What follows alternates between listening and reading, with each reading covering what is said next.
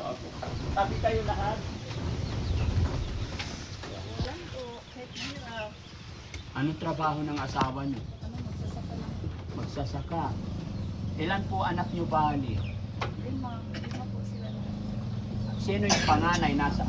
Yung nag-drive sa Magardan. Tapos pangalawa, Yung pangalawa po doon sa Magardan. nag-aaral sa Manila. Sino nagpaaral sa kanya? Doon sa pinsa lang. Pinsan niyo. Tapos ito ang pangatlo. Pangapat, panglima. Nay, matanong ko lang, sabi kasi ng mga tao dito, yung nabalitaan ko, kayo daw yung pamilyang ninuno, ano? Pinaglalaroan ng nuno? Naglalaroan ng nuno. Pinaglalaroan? Ano po kasi, yung una, yung panganay ko, doon kami sa bukiri namin ang irahan. Okay, Nay, saglit lang ha, idikit ko lang to, Nay, para okay lang. Dikit ako ng mic, Nay.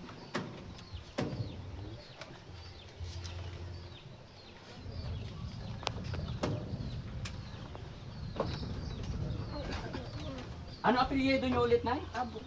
Apo? Abok. Abok. Yung asawa ko, Alejandro. So yun mga kababayan, nandito tayo ngayon sa Agusan del Sur, pamilya Abok at Alejandro. Sila po yung pamilya na sinasabi sa bayan o sa lugar na ito na pinaglalaroan ng nuno at hindi lang isang beses, kumbaga 3 beses na daw po. Pero hanggang ngayon, hindi nila alam or hindi nila masumpungan kung paano mawala yung nuno. Ayon sa kanila mga kababayan, no? So, Nay, bakit po nasabi ng mga tao dito na ikayo ay nanuno? Ano po kasi, 3 na sila. Yung sabi nila sa akin na ano daw, nanuno daw, lagi daw ako. Tapos sabi ko, yung una, yung siya, panganay ko, doon kami sa aming bukiri nagtira. May nag-ano kasi sa akin, akala ko yung asawa ko, nagpunta kasi sa gubat yung asawa ko ng ano ba, ng muha ng babayra mo. Dati, ano siya, din, sabi ko, may nag, ano sa pangalan ko, sabi ko, nag-ano ako sa kanya, nagsagot ako, tinawag yung pangalan ko, akala ko asawa ko yun din. Pagkabukas, umuwi yan na yung asawa ko, sinabi ko, tinawag ako kanina, kahapon doon sa kaya natin sabi niya, hindi naman ako umuwi. Na, yun, pagkatapos na yun, nagbuntis ako sa kanya, na palaging may napaniginipan ko, na yung asawa ko, katali ko, mananaginip ako. Asawa ko naman yung makikita ako, pagbuntis ko sa kanya. Then, yung pangalawa, wala naman akong ibang palagi akong nanaginip. Sa asawa ko din, ang mapaniginipan ko, palagi. Nananaginip ka? Yung, nanaginip ako nung asawa ko na sa akin. Nag-ana-ana? Nagtatalik siya sa akin. Oo. Siya naman talaga yung nakita ko. Sa panaginip? Oo, sa panaginip. Pero yung gabing yun, wala yung asawa mo dyan? Nandyan? Nandyan? Oo.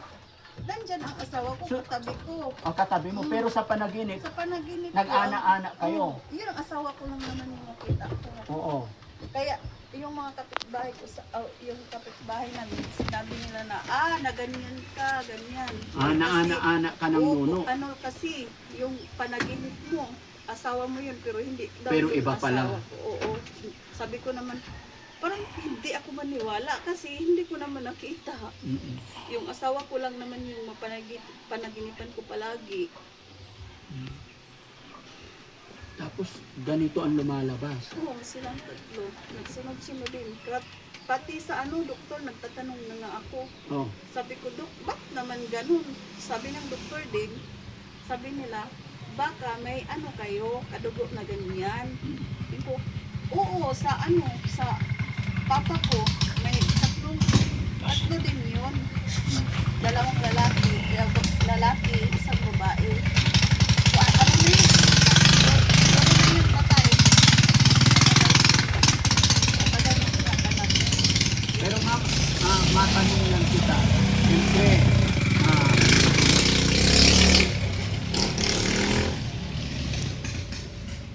paglabas ng anak mong una, ganito ang itsura. Tapos nung naikwento mo sa asawa mo na may nag-ana-ana sa'yo sa panaginip, hindi siya nagalit sa'yo? Wala, hindi naman kasi hindi naman din niya nakikita kasi palagi naman kami katabi Oo. na wala namang ano niya, makikita din, wala Pero, naman. pero Nay, nararamdaman mo rin, pag nanganak ka, syempre,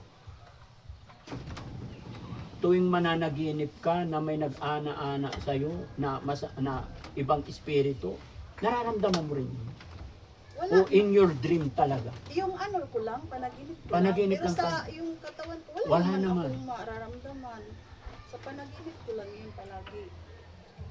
Pero nakakapagtaka na, tatlo.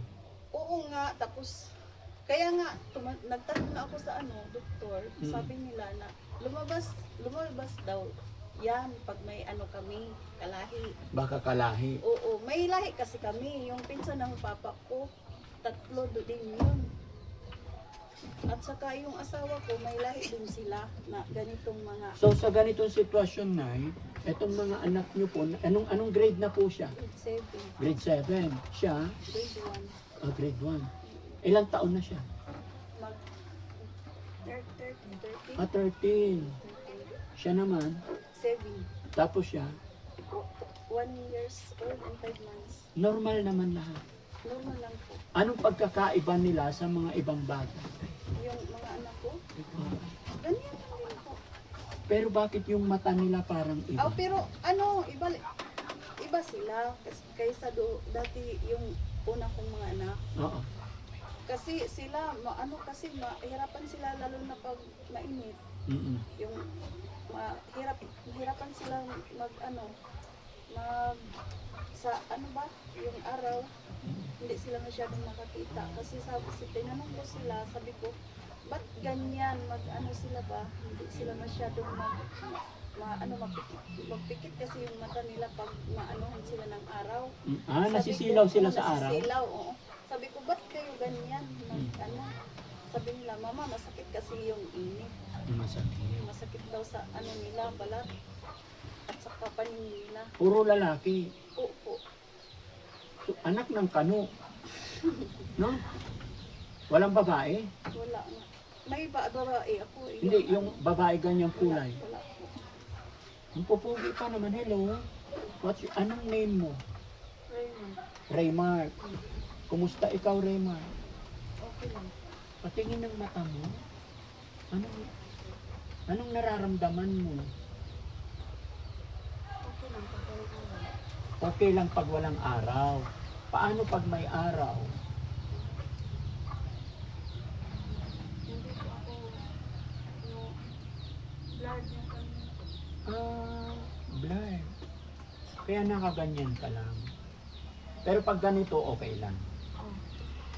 Nasisilaw sila pag... Sisilaw po kasi sila pag may araw. May sinag ng araw. Pina-check nyo sa doktor yung mga mata nila. Po kasi wala naman po. Pa-check up sa kanila. Ano ba trabaho ng tatay? Magbubukid. Bubukid lang po. Tapos kayo dito. Ito, minsan pupunta kami doon sa bukid namin pag wala silang klase. So, gaano na kayo katagal nakatira dito na? Matagal-tagal na, mga 30 years. Ilan? 30 years. Sa bahay na to. So, ibig sabihin, yung bunso, dito nyo na pinagbuntis. Pati itong pangalawa. Pati ang pangalawa. Eto, pinagbuntis nyo doon sa Doon bukid. bukid talaga siya pinagbuntis ko. So, kung sakasakaling totoo yung nono na yon, mula doon, kasama mo yung nono, hanggang dito sinusundan ka.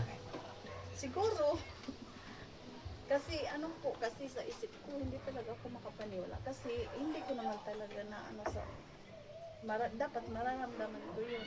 Pero sa panaginip ko lang naman sila sa panaginip ko palagi, yung asawa ko lang naman ang nakikita ko din. Sabi ng kapitbahay namin, ano daw yun na daw.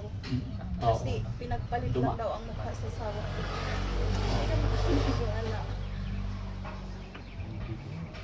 Pero minsan kasi, sabi ko sa sarili ko, bakit ganun na yung anak ko dati, iba naman yun. Oo. Pinoy. Sila, tatlo, iba sila. maawa kasi ako sa kanila, lalo na yung mainit. Bakit? Kasi yung ano nila, yung hindi sila masyadong makakita pag-araw. Tapos sabi nila sa akin, masakit daw sa balat nila yung init. So, ano sinasabi ng mga classmate nila? Kakaiba sila sa mga classmate nila. Minsan, bulihin sila doon.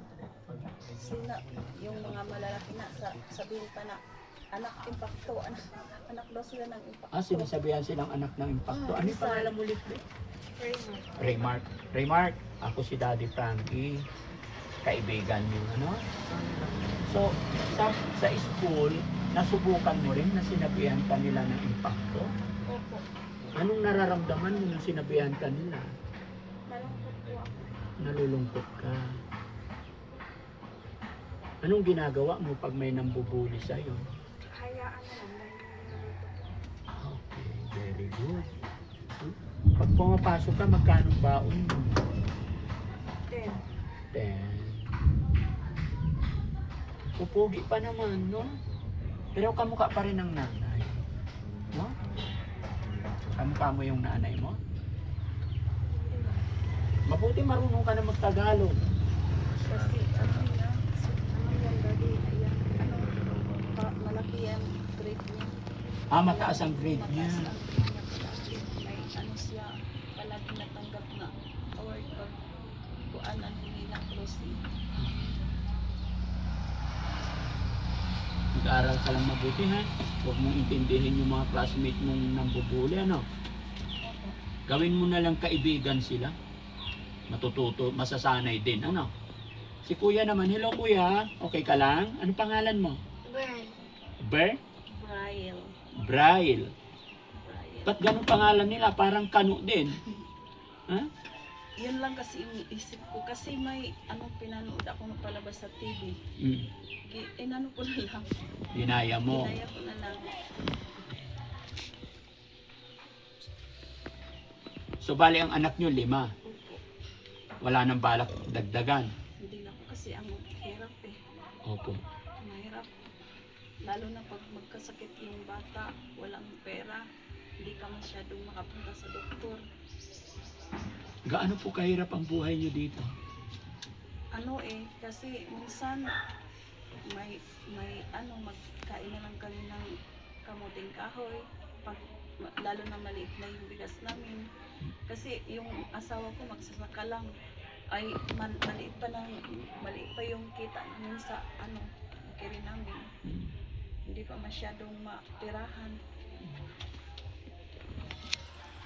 Okay. Paano yan na siyempre sabihin mo ayaw mo na. Kung yung nuno, mabuntis ka pa ulit. Ano naman kasi may protection naman ako. Kasi sa hirap ngayon, ako hindi talaga pwede. Lalo na pag may problema pa sa mga bata. Opo. Ilang taong ka na po na yun? 39. Bata pa. Possible na magkakaanak pa. No? Pero mataas yung kasi sunod-sunod na puti. Buti walang babae, ano? Wala na. Puro kano. Puro lalaki. Puro lalaki. Sa pagkain naman, kumusta na ang pagkain nila? Okay lang naman yung pagkain nila. Wala silang pili. Walang pili. Kahit gulay, kumakain sila malakas ng kain lang. Kahit yung makakain lang, Kung ano meron. kung ano meron, kain lang. Hindi naman sakitin yung mga bata.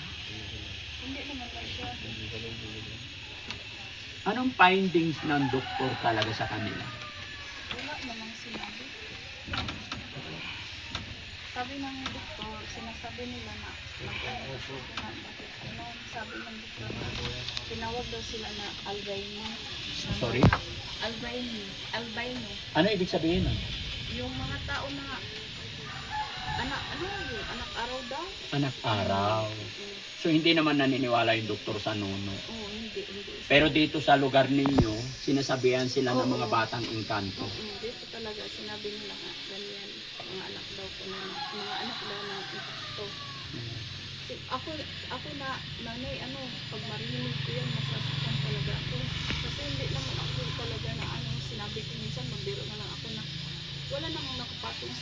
impact ko yung asawa ko lang naman. Mm. Pero bilang nanay, nasasaktan ka para sa mga anak mo. Pag sinabing ganyan, masaktan talaga ako. Minsan iiyak ko na lang eh. Umiiyak ka. Oo, iiyak ko na lang talaga. Bakit ganyan? Dapat pag may ano sila, magtingin na lang. Hindi na lang ganyan ang anak. Tawag mo sa mga anak ko. Kasi, ano eh, masaktan sila. Unang-una, ako ang masaktan pag sabihin sila na ganyan. Dapat, pag may ano, huwag na lang sana nilang ganyan ang bata. Mm. Mag, ano na lang sana sila. Tikong na lang yung bibig nila sana. Opo. Pero unang nasasaktan ang nanay. Opo, sabi ko nga sa sarili ko, ba't ganito pa? Na ganyanin na lang naman ang mga ano, tao. Ba't ano, hindi na lang sila katulad sa mga anak kong una. Minsan, tinanong ko sa sarili ko, bakit gano'n? Ba't ganun yung lumalabas na anak mo? O kasi parang kakaiba talaga sa mga bata. Kaya talagang tampulan ng question. Opo. Anong usapan yung mag-asawa pag nakikita yung nagiging sinasabi ng mga tao na anak ng engkanto? Gana, mag-uusap kami na ba't ganyan sila? Sabi na sa ko, hayaan na lang yan. Sabi na sa ko, hindi naman totoo. Nandito naman ako na tatay nila. Ba't ganyan pa nilang mga bata? Minsan na, doon kami palagi. Nung unang binablog po kami ni Sir, doon kami namin, bukirin. Mm. Ngayon lang naman kami dito, Nagtagalog Tagal, stay. kasi may klase sila. Pag wala naman silang klase, doon talaga kami sa amin bukirin. Kasi pag wala kaming bigas, may ano naman doon, para naman makakain. Pero totoo ba yung sinabi dito na mas malakas yung paningin ng mga bata pag alas 12 ng gabi? Opo talaga, totoo yan. Pag yung gabi na, malakas talaga yung paningin nila kasi sila naglaro ng sun. Sa gabi sila maglalaro? Oo. Sa araw hindi sila naglalaro? Sa araw, maglaro din sila pero yung hindi masyadong init. Mm-mm. Pero sa gabi, gustong-gusto nila maglaro sa gabi. Doon sa paggabi, talaga sila sa gabi. Pero naitanong ko lang, syempre kayo pong nagpalaki doon sa una mong anak, normal na sinasabi yun yung kulay nila, tapos iba. May napansin ba kayong pagkakaiba doon sa dalawa yung anak compare sa tatlo na to? May kaibahan talaga. Anong pagkakaiba? Kasi yung normal kong mga anak, parang pag sila kasi yung nila balat, ibang-iba talaga. Kasi hindi naman sila mabilad sa araw eh. Kasi pag binabilad sila sa araw, yung balat nila, parang masusunog ba? Masusunog sila. Yung una kong anak naman, kahit araw, pwede silang magbilad. Mm-mm. Tapos yung paningin nila, iba talaga sa kanila. Iba yung paningin ng tatlo na to. Kaysa yung dalawang anak ko na. Tapos ang paningin nila pag araw parang isang di pa lang. Oo. Hindi ka nakakita sa malayo. Konti lang. Bakit? Hindi mo rin Yung alam. kasi, parang hindi nila maano yung, dyan, yung hanap, ano yun eh? Lapit ka kuya.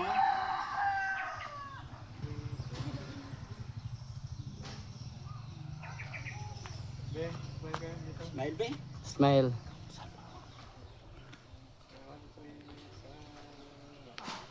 Okay, silang One sila more, lang one yung more. mga ha? One more pa, Dogs. One more pa. Okay. Dito ka lang, Ben. Dito ka. Ulit. Yeah. Okay. 1, 2, 3. Betting ka din sa camera sa akin. 1, 2, 3. Okay. Oh, sige. Kayo lang. Sige, sila nga lang. Muna kayo, Dads, ni Kuya. Kunin lang namin pati yung bahay. Yan. Tingin dito. 1, 2, 3. Isa pa. Kasama ako. Tingin ka sa camera. Tingin lang. Smile. Kuya, smile. 1, 2, 3. Eh, Wala kayong cellphone? Wala. Teacher sana ka na.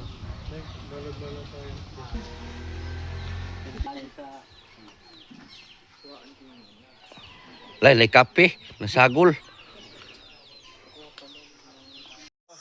Lame kayo. Atak angko. Galing. Lame kayo.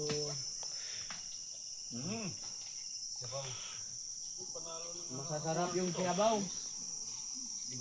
Yun ang sabaw pa oh. Yun oh, Sam. Damo. Kailangan mo yan, Sam. Yun po. Sam. Okay, Sam, ka naman. Damo, Sam. Si Kuya Rab, hindi kumakain kasi yan. Kailangan mo yan, Sam, pero yung nilalaga. Sam, kukumot-kumot. Ha? Sige lang.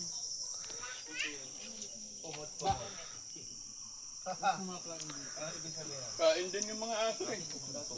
Sabi nila, kapag hindi dati nagkapunta dito, hindi sila Yan ang masarap dito sa...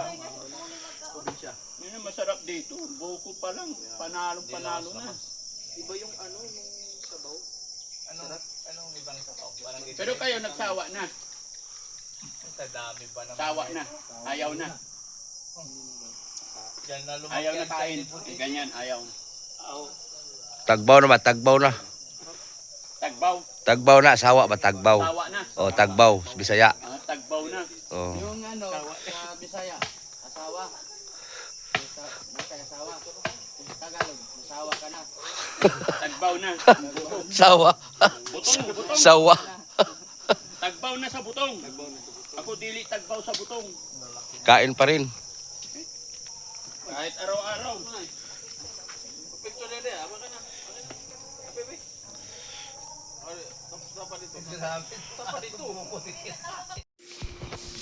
O, ikaw na magbasa. Ayan. Bakit English na lahat kasi? Ayan na naman tayo eh. Yung nag-English lahat, bakit Tagalog na? Sabi po ni Ma'am Rose, Oh. hiraw ka. Sa Japan siguro to. Oh. You are only in the Philippines. You will miss me immediately, Mrs. We are here. We are abroad, especially us. What do we miss our mom? Ha ha ha. Ha ha ha.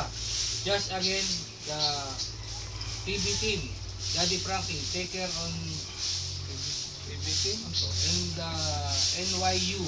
Pugong biyahero. Okay. Pugong biyahero, shoutout po. Mission in Davao. Ano sasabi? Andito kami, andun sila. Yun lang naintindihan ko. Sabi, we are here. We are abroad. We miss you. Yun lang naintindihan ko eh. Take care. The new mission in Davao. Salamat po. Kahit hindi na maintindihan lahat.